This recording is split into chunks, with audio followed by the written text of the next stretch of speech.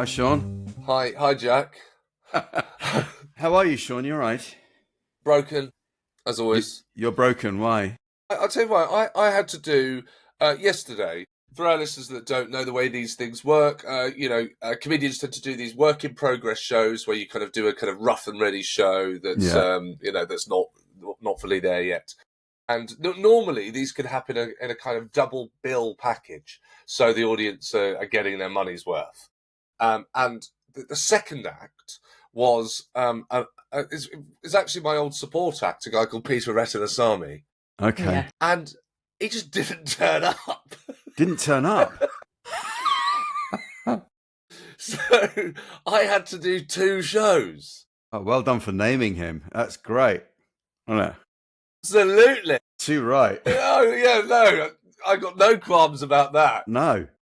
So what did you do? You did the entire evening yourself without Yes, I did.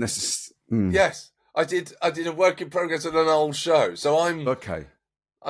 Oh. Okay. I'm a broken man. Yeah. And have we found out why this Peter character didn't turn up? I called him and I said, "Where are you?" And he went, "Oh no." And he had just his diary was so full that he had just missed the work in progress in the calendar. So full of what? I mean, isn't that's his job? He's going to jobs, turning up. Oh no! I was going to Sainsbury's then. Yes. I've seen Pete support you, Yeah. and he's a really funny guy. He's Indian and he's Northern Irish, which is quite a great combination. Yes. But he does come across as quite scatty. Yes. It's a pity he won't work anymore after this. Oh well. It was really nice to kind of be the straight man. Yeah. I was the guy that had turned up. I couldn't believe it. It's normally me, because I have done that. I have been that guy. Have you never been that guy? Of being what? The person who didn't turn up? Have you never had the phone call, "Where are you?" and suddenly your heart's dropped and you I know don't immediately? think I have. I'm not. I might be corrected on that, but I don't think I will. I'm so kind of tuned into what I'm doing. It's to a fault, really. If I know I've got a gig next week, it's on my mind already. So Okay, I'm like that. no, that's much better. I'll tell you my work in progress show story from the tour I'm doing now, and I I was doing the Bill Murray. That's a club in North London in Islington, tiny little place, 60-seater. Yes. And I was doing a back-to-back, as we call them, with Josh Widdicombe. We'll be doing 2 nights in a row. We're going to do 2 of them, right? So we just flipped a coin, and I went on first on the first night, right? And did 45 minutes to, sort of muted laughter and mostly sort of silence and people just kind of getting used to having walked into a dark room after being at work all day. It was not an easy gig. Anyway, so then I go upstairs to the little dressing room and I say to Josh, "Oh, it should be all right." And he says, "Oh no," he said, I'll open tomorrow." And I said, "Well, yeah, fair enough. We'll take it in turns to take the hit." He did his gig, and the next thing I knew, later that night, after he'd obviously been on, he texted me and said, "What do you think? Should we get a support act for tomorrow night?" And we did. No, you didn't. Yeah, we did. We got some sucker in.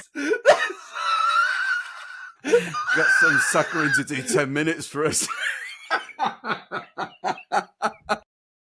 That's absolutely pathetic. I know. Oh, bravo. Oh, dear. Oh, well done. Good. Do you remember? No. Oh, I was going to ask where the sucker is. No, let's not do that. So, how's Dolly? How's Dolly? How's Juniper? How is Juniper? Yeah, let's start with Juniper. She's good. Although the other night, I think she'd eaten something. She's so quick on the walks. If I'm not, like this morning, I managed to get something out of her mouth, which wasn't very nice. If I'm not super quick, she'll swallow it. Like she knows I'm trying to get it from her. And then the next morning, she was fine. But the next morning when I came down, they never, how dogs never go to the toilet in their crate. She had And I had to clean all that up. And I felt so bad for her because the poor little thing, it must have just been before I got down to her. They hate that, don't they? And I felt awful for her all morning. I was going, oh, are you all right? And just giving her lots of cuddles. And she was fine. Yeah. But so that's the only incident that's happened this past week. But she's brilliant. She's such brilliant company. And the kids just adore her. Every week we just love her more and more and more. It's just lovely. Oh, lovely. It is how it is. It's lovely. Right, Mildred... Mildred loves a chicken bone. There's lots of chicken shops on the Uxbridge Road. Oh, yes. So I've realised that I have to pay a bit more attention. Everything all right, Jack? Yeah, sorry for listeners. I just dropped something on. Looks like he was about to crawl under the desk. Don't worry, no, I haven't collapsed. But yeah, so you have to be particularly careful with chicken bones, don't you, Jack? I remember you telling me on here that. The dogs in when you went on that driving on that show, World's Dangerous Roads, and there were dogs around. Were there wild dogs? Oh well, chicken bones and lamb bones are famously the ones I think that are not good for your dogs at all because they'll splinter and they're not hard enough to chew. I mean like a lamb chop. I don't know about the other bigger bones within a lamb, but anyways, it's all. So you have to be very careful. It's probably best just to take guidance on. I remember once we did have a Dachshund that got into a terrible mess because it got hold of lamb chops and ate them, and she was in a real state with all these sort of splintered bones in her. Oh, yeah. So luckily she passed it all through, and we took her to a vet who was South African. And I said to him, just out of interest, what happens to wild dogs? Obviously, they raw bones and small bones all the time. What happens to them? And he said, they die. And I said, oh, right. Well, thank you. You've been very kind. Very sensitive. But he said, no, basically their life expectancy be 2 years or something. They procreate and then they'll perish of something in the wild. This is yes. So no, the dogs you've got to be careful what they get given. It's not good at all. You just reminded me. Have you seen this thing about the drug that they're bringing out that could extend the life of larger dogs? Right. But did you put this in the group? Did you? A while ago. Yeah, a while ago, yes. They're even closer to making this happen. I think it's going to be around by next year. Oh. And it would work for larger dogs, retriever-sized dogs. Yes. But I wonder what that's going to be, and how many people would take that up. Yeah, I mean, I this may be simplistic, but I was under the impression that larger dogs have a shorter life expectancy. Yes. Because usually their hearts are not proportionally big enough to cope with them. They've been bred to be bigger. Great Danes suffer from this. They have been bred to be bigger, and their hearts don't necessarily grow in ratio with their body weight. So anyway, that's keep it light. That's awful. I know. It's Dolly, who is now 14 at least, we think, and wow, she just tears around the house. It's incredible. Yeah. Here's a question for you, for both Dolly and Juniper. So obviously I'm in the... I can still call it a new home. Still learning new things. With Mildred... Oh, by the way, just an aside point. This whole Mildred's not barking when she goes into the garden thing? Yes. Oh, yeah. Scrap that. Absolute nonsense. Oh, no. Just back to her old ways. An absolute nightmare. Have you given up on the lead? Have you given up on going out with the lead? So at night, I go out with the lead. To stop her from barking. It's too late. I take her out at 10, and that does work. 10 o'clock. That's her last wee. But no, during the day, it's just pointless. Have you had complaints yet? Do you know what? We haven't had complaints, and actually, this is really nice. The neighbours next door have said they really don't mind. They're like, let her bark. Oh, right. Let her bark. They've got a dog as well next door. Big. Oh, what is it? I don't know. It looks like maybe a staff or something. There's Mildred and the dog next door bark a few times. But anyway, listen. I was wondering, what I've noticed in the new garden is Mildred always wees in the same spot. She's kind of got a toilet now. But now I didn't notice that in the last place. I thought she kind of just went anywhere in the garden. I've noticed when I take her out with the lead, she takes me to the same spot. She does a wee, we go back in. Did Juniper and Dolly have the same spot? On a walk, when I take Dolly in the morning on her little routine, we go out onto the common, and nearly always she will. it'll be more or less the same area which she likes to use. Yes, same with Mildred at the park. Yes, I actually changed our route because I noticed that there was we used to come back via some houses, and she chose the same particular house to stop and do her number twos every morning. And I thought, there's going to be someone looking out through the window. What? Why us? What is every time? And it's a slightly more scruffy house than all the others. So whether it's sort of, she's commenting on, sort this place out. Look, it's that right toilet, isn't it? That's so considerate. And I genuinely changed the route because it just got a bit embarrassing. She's waiting. This is where I'm gonna go. But yeah.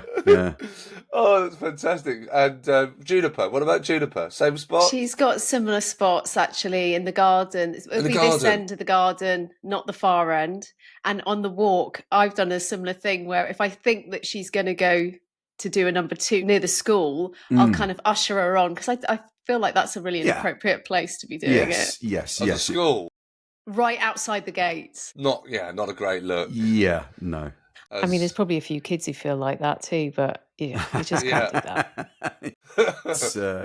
Well, it's a funny thing. Here's a thing that happened with Dolly though the other day. Now you're probably going to think I'm making this up or I'm fabricating in some way, or I've embroidered the story. But we left Dolly to go out for an hour or two, and left her on the sofa with the telly on. And we always find something nice and calm for her to watch. That was on BBC Two.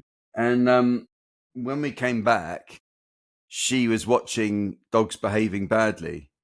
And that's on Channel 5. And she had the remote next to her. It was like her version of watching a sitcom, you know. She's, look at these dogs. Absolute wrong uns, all of them.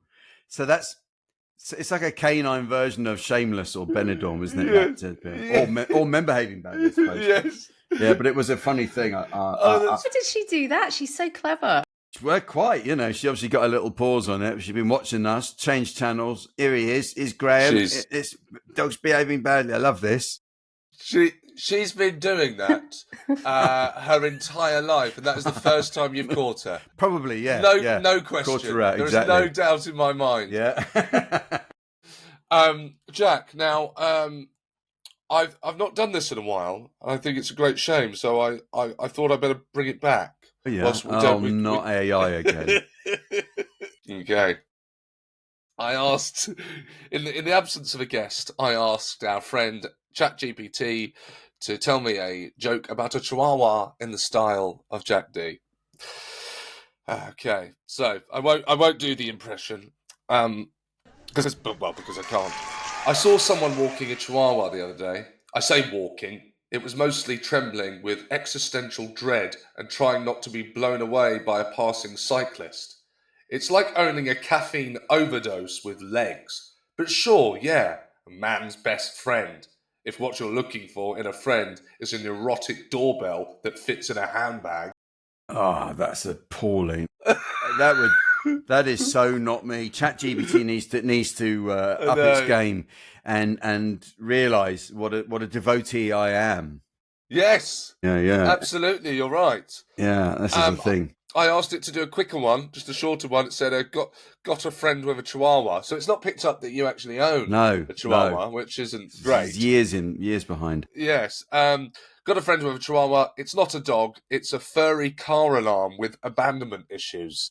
I don't even know. No. That doesn't even make sense, does it? No. That's ridiculous. Right. We don't have to worry about AI taking over the world. I think we're safe. ChatGPT, ChatGPT is its big problem is it never gets heckled. So it can never filter or edit its material and think, actually, I've got to up my game and come up with some better stuff. Never feel embarrassed by its content. Exactly. That's it. Once robots learn to feel embarrassment, they'll start upping their game a bit. I'll just try telling it now. Yeah. But that is rubbish. Yes, do. Tell it, boo, get off. It said, "Fair enough." What a comeback! I'm having that. Fair enough. Yeah. And then it just repeated another joke. My neighbour's got a chihuahua. It's not a dog. It's a panic attack on legs. I think it needs to get rid of. I just think it needs to kind of update and upgrade its material. Very chihuahua-phobic as well. Yeah, very. I know, you're right. Yeah. In terms of actually being heckled, just whilst I remember, I don't know if I've ever told you this before, but people tend to like, or are kind of fascinated with comedians being heckled, and that's kind of everyone's worst fear. And I know mine. Mine is a very, very, very good heckle where I had to applaud along. Yes. With the crowds that were also clapping. It was many moons ago, and I was in my early 20s, and I was supporting the fantastic Stephen K. Amos, a friend of mine still, and it was at a big, big theatre in York. I don't know if there's a Theatre Royal there, but it was that kind of theatre, and I wasn't having a particularly nice gig. And at that stage of, I hadn't been going long, so it was kind of 50-50 as to whether I was going to have a good gig or not, in those early days. And a baby started crying. Yeah. Right? And I said, sorry, is that a baby? Yeah. Why have you brought a baby to a comedy show? And a voice, without missing a beat, shouted, maybe she was having trouble getting it to sleep, so she brought it out to see you. And it absolutely brought the roof down. And after, when I came off in the interval, Stephen K. Amos had to come and find me, and I was hiding under a table. I was so ashamed. That's brilliant, is it? Yeah. I'll hand you this cricket bat. You just hit me around the head with it. That is precisely. Yeah. I mean, it's I remember very long time ago at Jongleurs in the early days. This is probably late 80s. Wow. I just a rookie really, and where because now you would not make a mistake like that again of leaving your goal wide open like that, would you? He's just. I had this. It was Valentine's night. The show was on Valentine's night. Okay. And I thought up this really funny gag, and I thought this is going to be a great opener. So I go on, and my opening line is, I don't usually do shows on Valentine's night, right? And before I could get the punchline out, someone shouted, well, why don't you off then?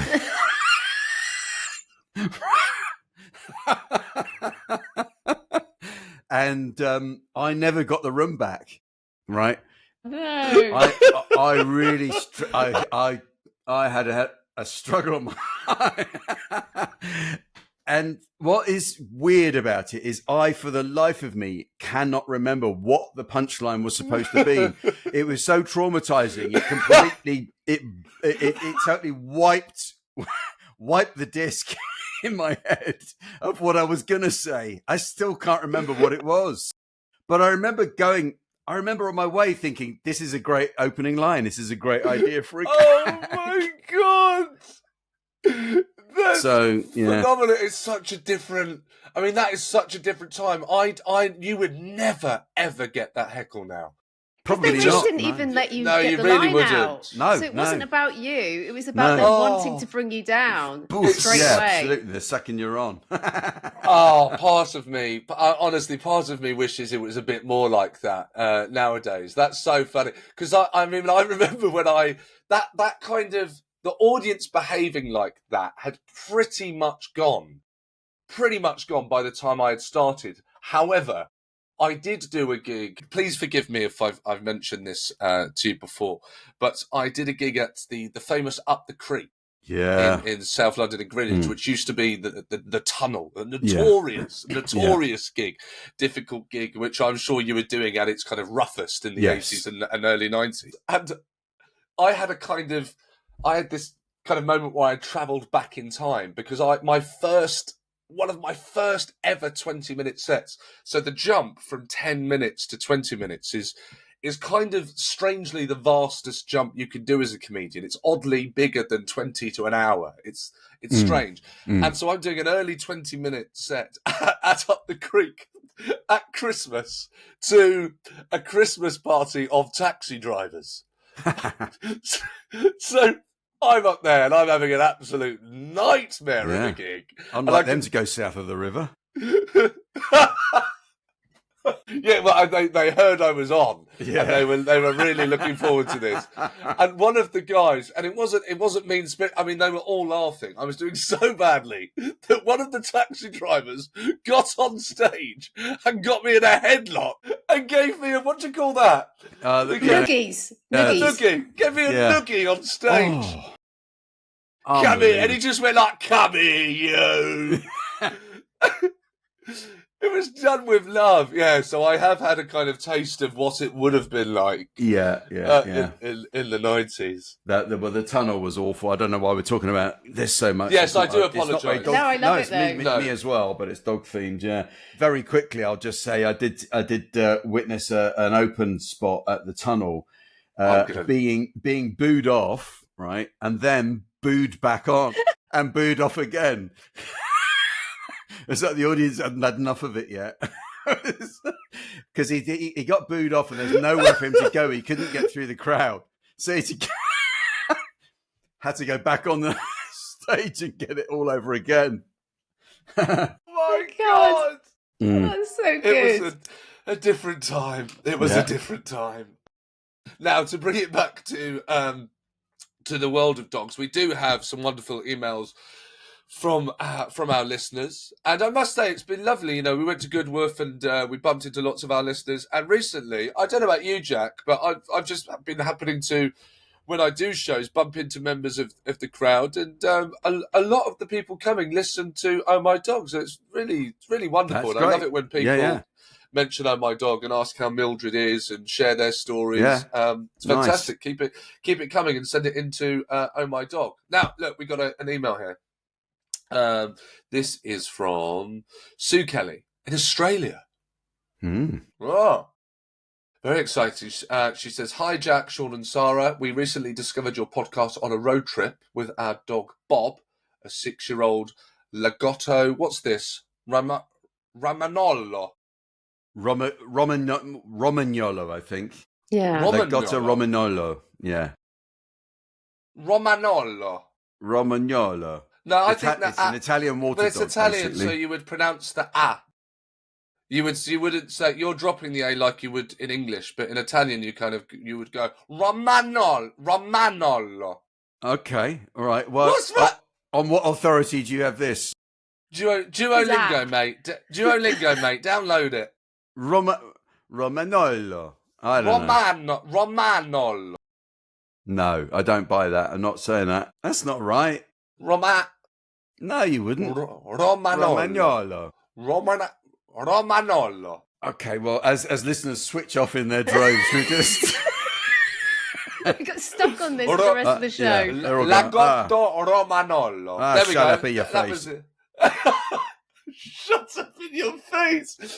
It's Lagotto Romagnolo, Italian water dog. King Charles now has one of these. We live in Australia and we drove 2,000 kilometres from Byron Bay to Tasmania. We just love listening to you guys. You made the trip fly by and we laughed so much to the point when I was driving, we had to turn it off because I was laughing so much I could not concentrate on the road. There you go. Well, we're a dangerous podcast. That's a hell of an excuse. Saying we turned it off. Oh, it was too funny. I had to turn it off so I could concentrate on driving. Bob, whose proper name is Roberto, but commonly known as Bob or Bobby or the Bobster or Bad Boy Bobby, as he can be very, very naughty sometimes. Like when we go on walks, he loves finding a bit of dead kangaroo and either rolls in it or runs off with a bit of dead animal. This morning it was a head of a dead possum. And then he eats it. Such joy. Oh. Oh my God. What a fun. Yeah. That's a different level of your dog finding stuff, isn't it? And eating it. I would try to not let that happen. I think I would, but when you've got an Italian water dog, there's no telling what it'll get up to. These bloody Lagottora Manolos. Eh? We do feel a bit guilty as Bob is not allowed on beds or sofas. We realise we are definitely in the minority from your podcast. Thanks so much for the podcast and for all your great guests. It's really lovely to hear something to feel good about, especially these days. That's Sue Kelly from Swansea, Tasmania, Australia. That's very sweet. Thank you, Sue. I just remembered I've got a picture. Yeah. Well, not the There he is. Yeah. Oh, sweet. Yeah. They're not unlike Mildred in looks, really. I guess, but they're quite a lot bigger. I think. Oh no, very sweet. That was that's great. The bit I noticed in that was that we made their trip flyby, that was very nice of her to say. Yeah, 2,000. You said kilometers, didn't you? It's kilometer, isn't it? I know we can't say it in this country. We still say miles, really, don't we? Yeah. Yes. So we get it. Yeah. No. I'm just picking that on something. Yes, but do you know what she's reminded me? Grace said I have to mention this on My Dog, and I've forgotten that. Where Sue here talked about Bobby being very, very naughty sometimes. Yeah. I don't know about G. We've not really discussed. I don't think we discussed our dogs being naughty and how we deal with that. I don't know how naughty Junima can be, but Mildred, obviously, she does. She's sleeping there now, very cute in the bed. But she can be naughty, and sometimes she has to be told off. Mm. And I've got a voice. We have our voice for our dogs when we're chatting to them or when we're being particularly doty and lovey-dovey. Well, my voice for when Mildred's misbehaving, because I want to tell her off, but I also love her, it creates this strange combo, and I'll do it for you now. So let's say she's gone for Wilder's food. She's got Wilder's food. Wilder's food's gone again. Yeah. And I'll go, Mildred,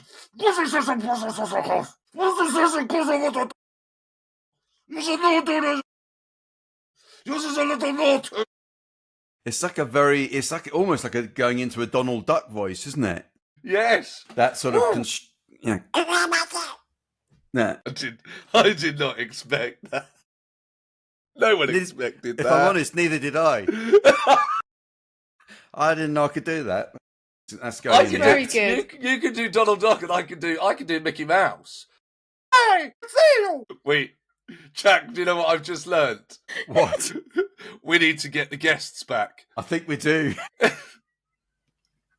If you are expecting a guest this week, there isn't one, which is why we've sunk to this new low of doing impressions of Disney characters.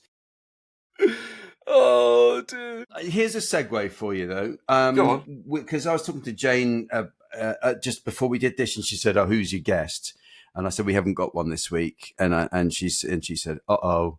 She said, "What?" She said, "Well, here's something for you to talk about." For the confidence. I said, "What's that?" She says, people who will tell other dog owners that their dog has done their business, and can you pick it up? Are you one of those people who aren't you? And she then said, "I want to know if Sean is." I don't know why, but she's particularly interested to know whether you do that. If you see someone doing it, their dog is doing it, and do you say, "Excuse me, your dog has just done one"? Absolutely not. No, it's interesting. Some will, some won't. You're shaking your head as well, Sarah. Yeah, I wouldn't want the confrontation, to be honest. No. It feels like it's a bit of could go south. I think there is a way of doing it where you can say, oh, did you know your dog has done something here? Does that mean you do? I have done in the past. I have. I've said, "Oh, do you know, by the way," but not. I say your dog has just gone. Yes. It's not that. It's and I do get a bit. I get a bit annoyed with people who are on their bicycles and they've got their dogs following them, and I don't know what. This is the segue. I don't know what sort of Disney film fantasy they're playing out by having their dog running alongside them on the bicycle. But eventually the dog will just stop off on the side and cull one out. Yes. Yeah. While the cyclist is going on. And I have said in the past, I said, look, your dog stopped. I don't think you saw, but that's what's going on. Does that make me a bad person? Does that make me a busybody? No, because I think that's quite a selfish thing, isn't it? To be like, I want to cycle, my dog can just come with me. And running and runners, Yeah. You know, I'm running, my dog's running. You know, we're living the dream. Yeah, but your dog is stopping off 100 yards back. All right. We're living the dream. I love the way we've got real insight into the way Jack sees the world there. Just someone exercising, and they think they'll get their dog steps in as well. Having a nice day. Jack, look at them. That's what it is, though. But you've got to be aware. A dog walk is a time where you pay attention to your dog. I think. I mean, look, that sounds very nice. Very Puritan of me. And I think that's lovely. You've got to get the most out of your relationship with your dog. And they say, don't they, that a walk is a brilliant time to bond with your dog, rather than thinking, oh, it's a chore I need to get done. I'll just do other stuff while I'm with my dog. Because that is when they'll get up to stuff. Or maybe if they're off lead, go up to another dog and annoy them and that kind of thing. Yeah, they do need your attention, at least until, they've done their ablutions, and then you can kind of let them run around a bit, because it's not going to go all over the place. Yeah. Yes, no, you're absolutely right. I could be a bit guilty. I remember I told you about the time I was looking at my phone and a woman started screaming at me that I'd missed Mildred doing her business, and then she took me to the area. She was quite aggressive. Yeah. She took me to the area, and it was during the autumn where all the leaves, when you can remember when you can't find it, that just pointed and went, here. No, right, okay. Was it her front drive? Yes, I wish it was. It was the next time. Yeah, it was actually the same person again. This time, now this is not okay. Right, this is not okay. I forgot to mention this on here. So, Mildred's done her business. I'm picking up Mildred's business. Whilst I'm picking up Mildred's business, the same woman. This is months later. It's the same woman goes like, over here, over here, over here, and is pointing out the next bit of business that Mildred's doing. So it's like kind of, and I went like, yes, okay, yeah, I'm just doing this, and a bloke next to me, and this park is near Chiswick, so these are well-to-do people. The man next to me, he went, sorry, do you know her? like he couldn't, and I said no, thank God. Right. Yes, I don't blame you. Yeah. I mean, that's really. She's obviously not a dog owner either. She can't be. I have no idea, but it's the kind of one of those sitcom characters in my life that I now, if I see her at the park, I have to hide because I think she's going to start pointing out dog poo to me. Yeah. It's making me pick it up. I think there are good ways of doing it, and clearly very bad ways of doing it. But it doesn't need to be a confrontational thing, does it? No, you're right. If you could do it, I think now I'm thinking I probably would say something if I could do it in a nice way and felt like they were approachable. Then I would. Yeah. Yes. I think if someone's genuinely, it's kind of, you can see if someone's actually missed it. Yeah. Because again, they were looking at their phone or something, or they were chatting. I think that's okay. I mean, I don't think I've ever seen, anyone actually witness their own dog do that and not bother doing anything about it. No, I don't think I've seen that. And if they are actively watching their dog do one and not doing something about it, then those people are probably best avoided anyway. Exactly. Not to be approached. Yes, precisely. Yes. We've got some more emails. We have got some more emails. We've got one from Alex, Chuli, and the little man. So this is hi, Sarah, Jack, and Sean, and Juniper Dollopy, Juniper, Dolly, and Mildred. Sarah with first billing there. I know. Oh, yes. Yeah. Yeah. No, that's nice. Like you hadn't noticed. Of course. All these emails come via Sarah anyway, so I wouldn't put it past her to edit them. And I think I'll just rearrange that. Do that. I just don't include. It's okay. I don't include the ones that don't include me. So there's a little tip for you listeners. Yeah. I think a bit of copy and pasting has been done there. Yeah. Sarah will be sending us all the hate mail that comes our way, and notably doesn't have her name on the top. Anyway, she says, you make my Monday mornings bearable. You asked for dogs getting stuck stories. So here's the worst 15 minutes of my life. One day while visiting my parents in Spain, my dog, Chuli, got her head stuck in a small hole in their wrought iron balcony.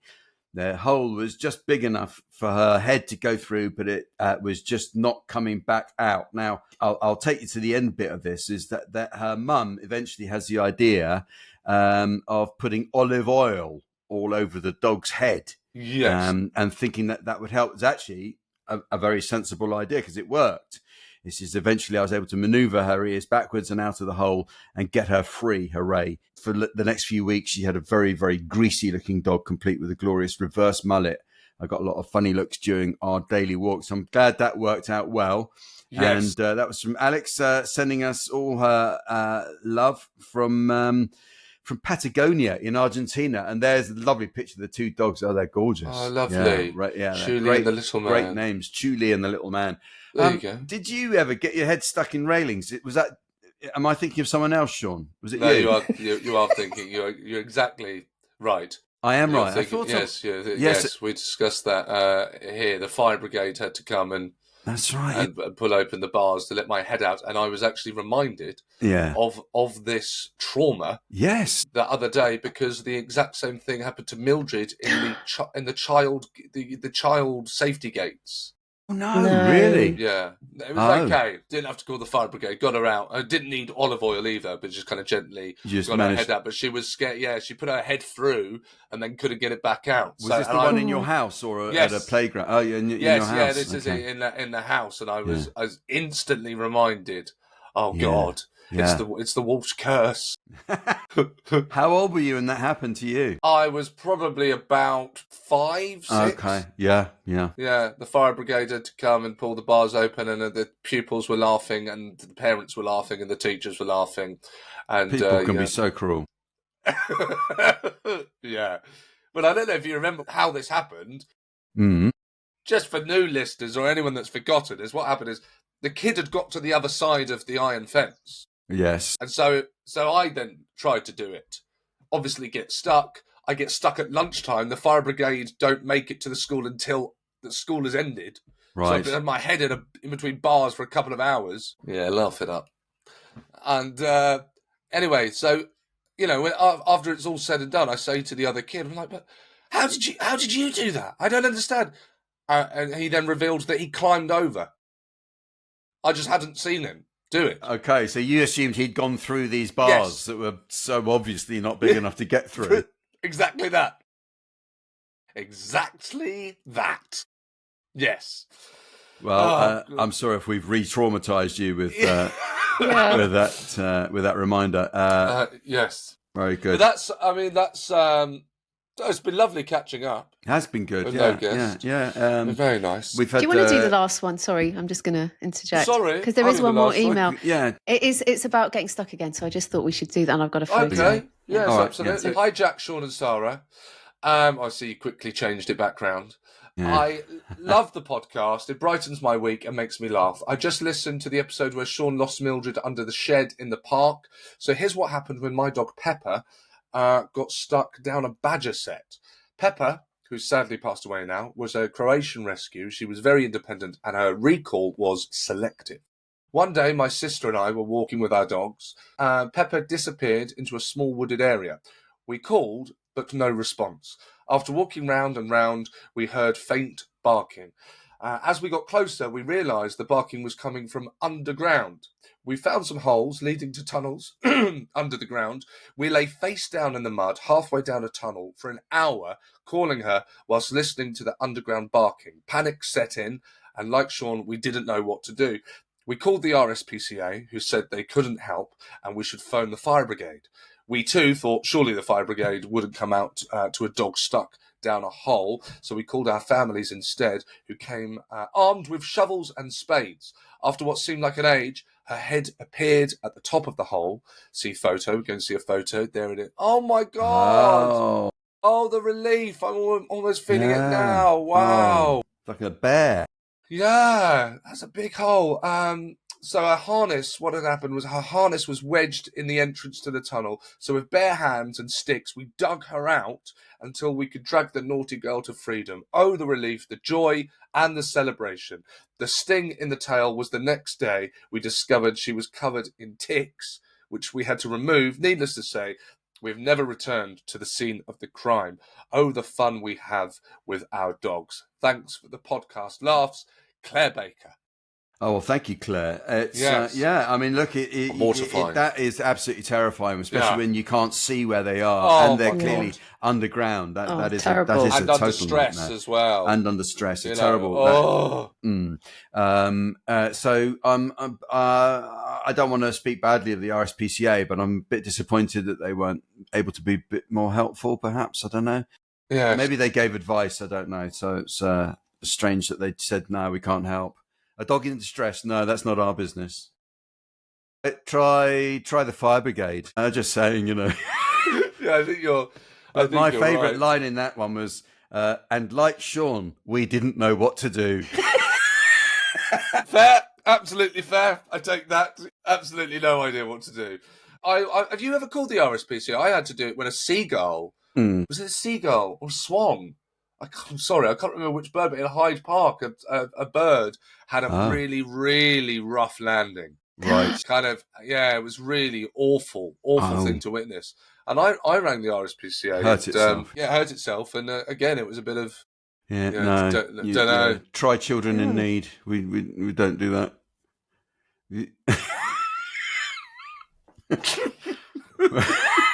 Well, thanks for your help anyway. Exactly that. Oh dear. Well, yes. Thank you for listening to Oh My Dog. Here we go. This is from last week. Sean challenged us that we would be able to do the sign off on our podcast, which we've done well over 100 times, and now we've got to do it without looking at the script on the screen. Try and do it verbatim, as close as we can. As close as we can. So here goes. Thank you very much for listening to Oh My Dog. As you know, we love to get to know our guests through their love of their dogs. We obviously didn't have a guest this week, and so that part of the script wouldn't have been relevant anyway had I had it in front of me. Sean. Are you reading it, Jack? No, I am not reading it. Why would I have read that rubbish? I typed it out in advance. I know this will be good. He's got it on his arm. He's written it on his arm. Yes. Okay. As close as we can. Yeah. And to keep supporting Oh My Dog, you can now subscribe on YouTube at OMD Pod. Although it's not a podcast when it's on YouTube.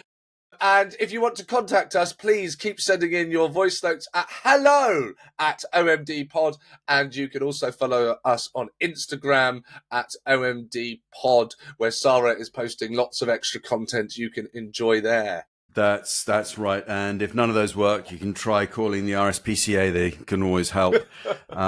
Thank you again for listening, and we'll see you next week. And remember, a dog is for a dog is for Christmas.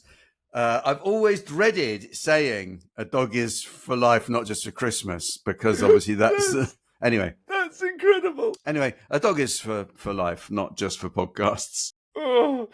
It's hello@omdpod.com. So we must add that on. And also, we love the RSPCA. We've got lovely friends at Halifax RSPCA. Just thought I'd add that as well. Oh, it was all just a bit of fun.